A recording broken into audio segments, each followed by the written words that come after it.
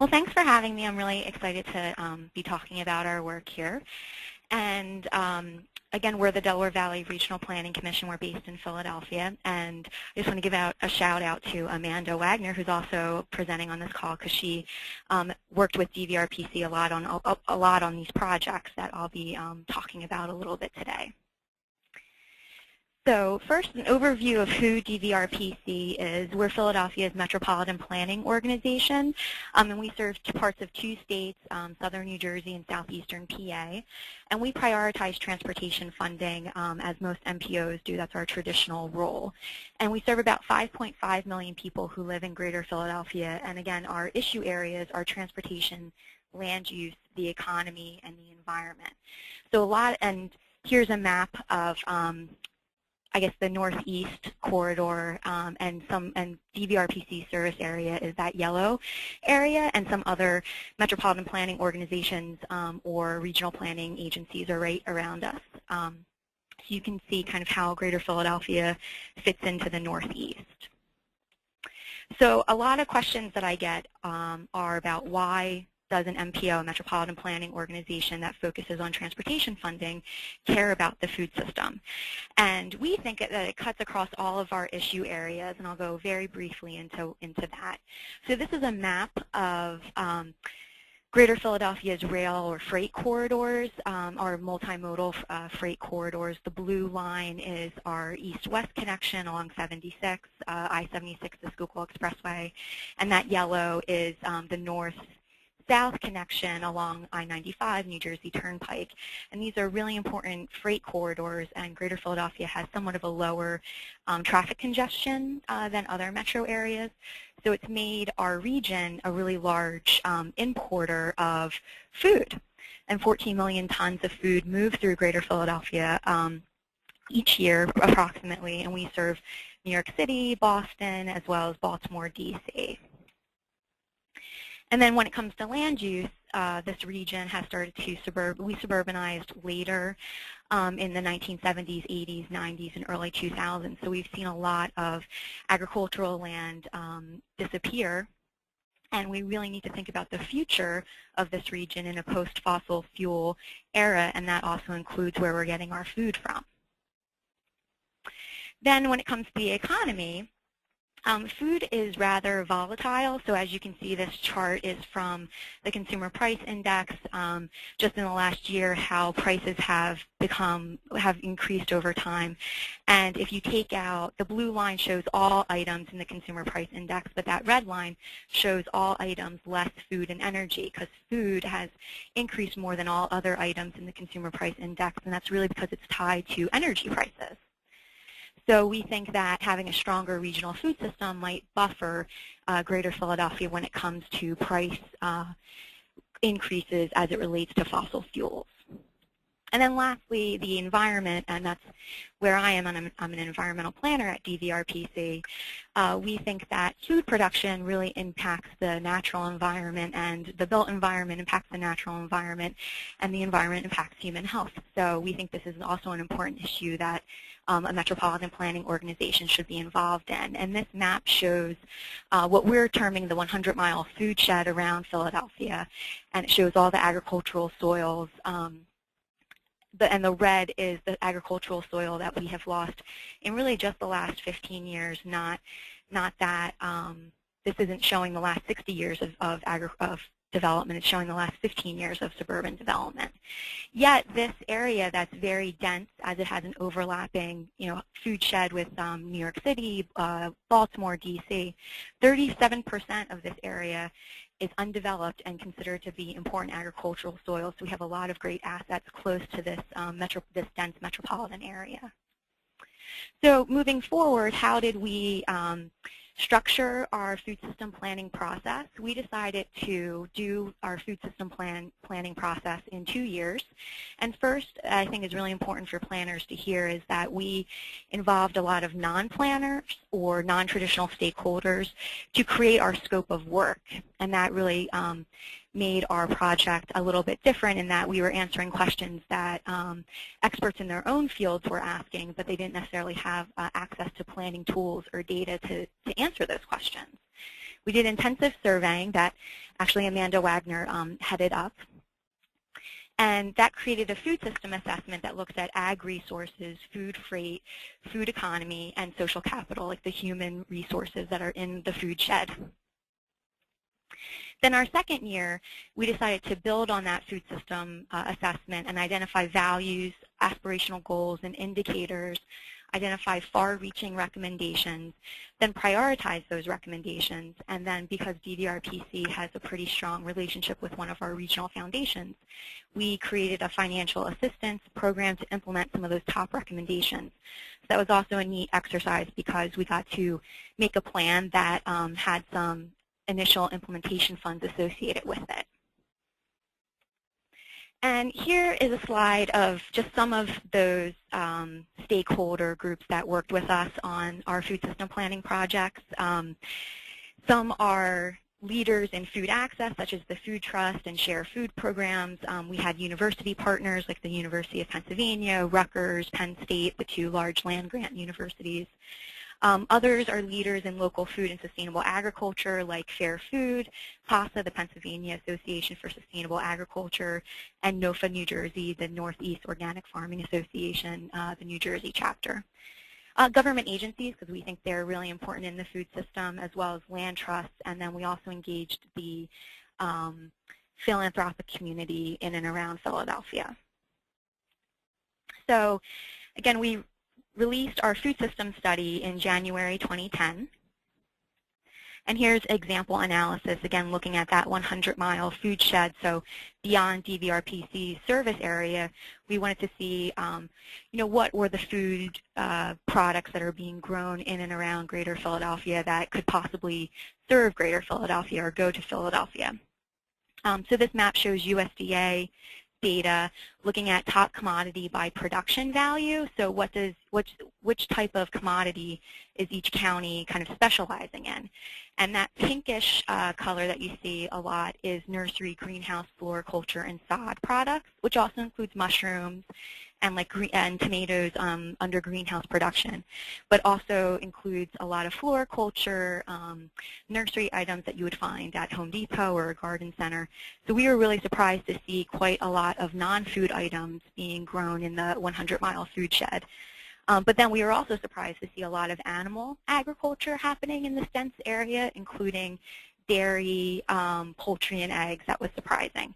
And then that bright green that you see, or that darker green, is vegetables, which we thought we were going to see more of in the 100-mile food shed. So a question that we get asked a lot is, could the food shed grow enough food for Greater Philadelphia? And again, 5.5 million people live in Greater Philadelphia, and the short answer is no. The food shed could not grow enough for 5.5 million people, nor has it ever. The United States, pretty much every region, is not self-sufficient. So we knew going right off the bat that our food system planning is not about self-sufficiency. It's really about how can we have a food system that serves more people, serves people fairly, and creates economic wealth for our region. And so that's how we started building on what we learned in the food system study for our food system plan, knowing that we're not talking about self-sufficiency, we're talking about a more sustainable food system that embodies values. So we released this in February 2011. And we wanted to understand how we're going to organize this plan around values.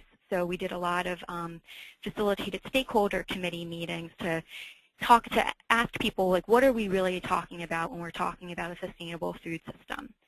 And so from those meetings, we heard that people want a food system that respects farming and sustainable agriculture, where food can be a tool for economic development, that the food system promotes health, that it's fair, that we have collaboration, and that our food system is ecologically sustainable, that there's ecological stewardship practiced. We also wanted to look at indicators to measure the progress of the plan over time, especially since we're a planning agency. We do not do a lot of implementation. So we wanted to have indicators that could measure other people's actions and see how a lot of individual or disparate efforts can be piled up to show big systems change or changes in the food system. So we identified 10 indicators, and here's an example of one indicator. This chart shows the amount of land and agricultural production in New Jersey. So as you can see, New Jersey's land and production decreased by 16% between 1997 and 2007. So, and New Jersey's lost over 20% of its cropland in the last 10 years, so that's significant. We also wanted to look at fairness in the food system. So this indicator here shows household food insecurity in New Jersey and PA, the whole states. And as you can see, it's also increased substantially since 2001. It increased by 38% in the number of households suffering from food insecurity. The next indicator here is the food sector employment in Greater Philadelphia. So this is just the 9 counties that make up Greater Philadelphia as DVRPC defines it. And as you can see, it's increased slightly, 4.4% between 2001 and 2008. And that's compared to 2.5% increase in the overall employment in this geographic area as well. And something that's interesting is that during this economic recession, food is the only real economic sector that we've seen a big increase in. So it continues to grow just though we're in this economic recession. So we had 52 recommendations, and we went through a very lengthy process of identifying those recommendations. We did like best practices from other regions, from other states, and we culled them down to about 100 recommendations and asked our stakeholders to identify their top. And so from there, we could kind of sift out 52 unique recommendations that really span recommendations that are really for the federal government, to municipalities, as well as those that should be undertaken by consumers, nonprofit organizations, institutions. So I'll just go through the top recommendations. One was to keep farmland affordable in a crowded and expensive region through a new range of business models like lease agreements. Another was to the committee, our stakeholder committee, because we were coming up with this plan during the economic recession, really didn't want to propose new programs that would require more federal funding, more government funding. So people wanted to see market-based solutions that protect natural resources.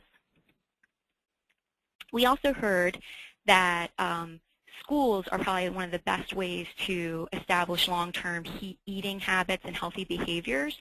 And so our committee really felt strongly about farm-to-school programs, integrating farm-to-school programs in many different ways so that we're really establishing these long-term habits early on in someone's life.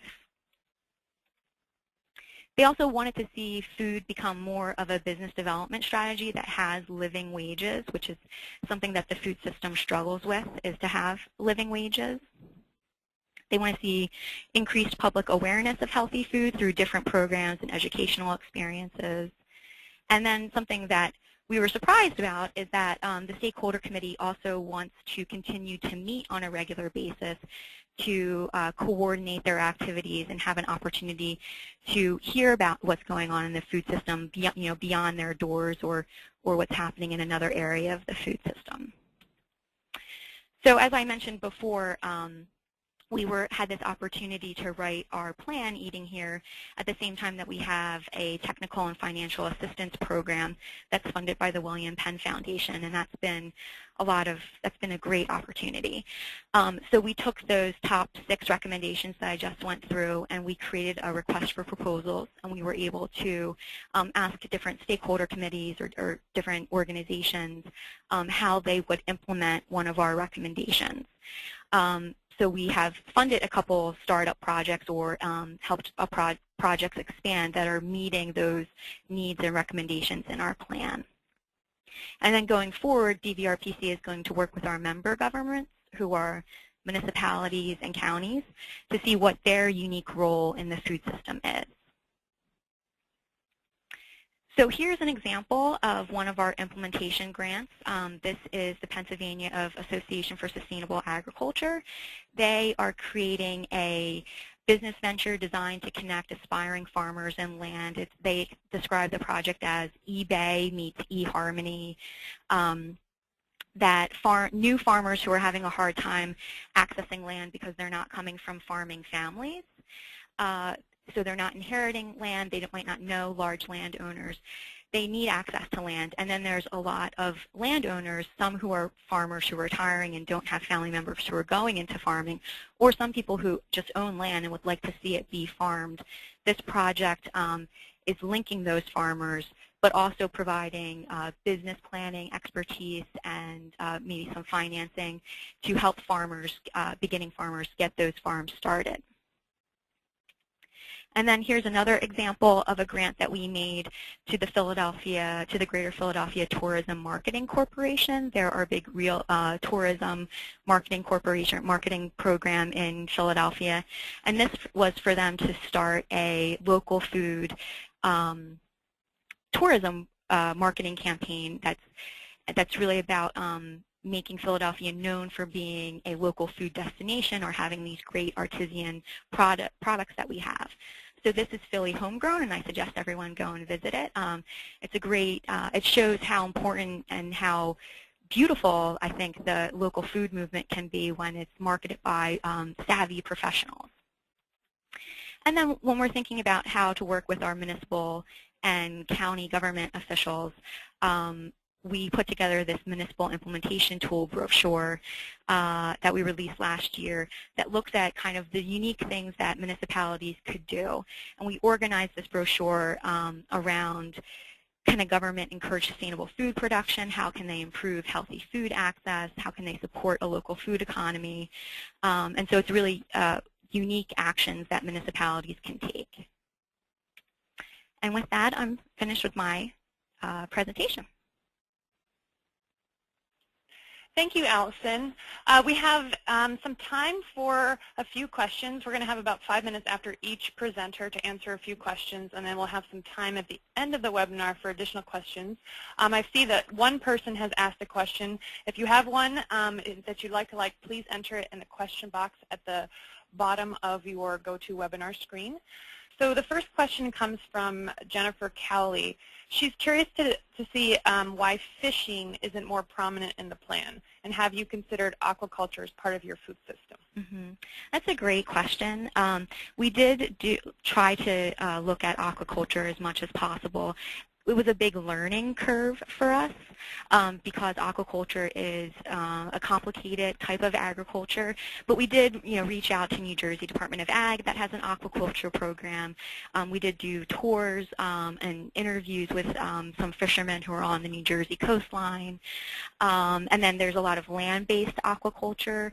So we did try to do that as much as possible, but it was a very complicated part of the agriculture system that we didn't know enough about to make major recommendations about. And that's something that I think planners need to be aware of is sometimes, we jump into things really quickly without having an expertise. So that was something that we just didn't feel 100% confident to be making strong recommendations about. It is included in the food system study because we did have more data about that as well. And also the U.S. aquaculture system, the U.S. Fishing industry, is more regulated than other parts of the world. So there's been a lot of studies done that look at how American fisheries are rebounding because of the regulatory restrictions placed on certain areas. And so we think that those are really great examples of why we want regulation and why it's also important for consumers to know where their food is coming from, so they can choose, to buy fish that they think is farmed or raised in a way that's more environmentally sustainable. But it's also hard to get that information out there in a clear way. Great, thank you, Allison. A quick clarification question. A couple people have asked if the food systems study and plan are available as PDFs online. I believe they are, but I just wanted to double check with you. Yes, they are, and we'd be very happy for people to download them. So everyone should go to the link that Alison provided on her last slide, and you can find both of those documents on the website. Okay, I think we're going to take 2 more quick questions, and then we're going to hear from Clint and Amanda. So one of the questions is from Zach. He asks, could you offer a few examples that you include in the Municipal Food System Toolkit? Sure. So one example is a food policy council, a municipality, or county, state, or larger municipal government could start one. Another one is, and one of my personal favorites, like this is my personal campaign, is curbside composting. I would really love curbside pickup of compostable materials, especially for our dense areas where not everyone has backyards to do backyard composting. And so there's always the big example of San Francisco's curbside composting program, but then we're also seeing smaller municipalities like State College, Pennsylvania, Phoenixville, Pennsylvania, which is in the greater Philadelphia area, are doing pilot projects to see how much would it cost to start a curbside composting program.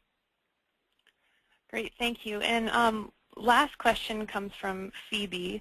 Do you expect to see an increased demand for these types of food assessments and other food sheds? And if so, do you envision the process being led by an MPO or other stakeholders? That's a great question, and as a regional planning agency, we were really careful that we didn't want to do very neighborhood-specific assessments for this work, because I think that's where there's a great opportunity for local government, neighborhood associations, neighborhood groups. There's an opportunity for other types of government or community-led initiatives to look at their immediate area, their immediate neighborhoods, and so our food system assessment really looked at this mega regional scale of the 100-mile food shed to see if we could identify any patterns or any reasons for why the food system is the way it is. But there is a measurable amount of work that can be done on the local side, on the local scale, and that's really I think almost more important than doing regional assessment, is to get a better handle on what's happening on the ground. So where are your healthy food retail outlets? Where are the farmers markets? What is the best place for a farmers market? I think the regional scale work is incredibly fascinating and really important to see how everyone's individual efforts stack up and how you can better coordinate and what are some resources that aren't being utilized as well as they could be. And I think it would be great if more regionally based organizations, whether it's an MPO or like the RPA, Regional Plan Association in New York City, if they would get more involved, that would be great.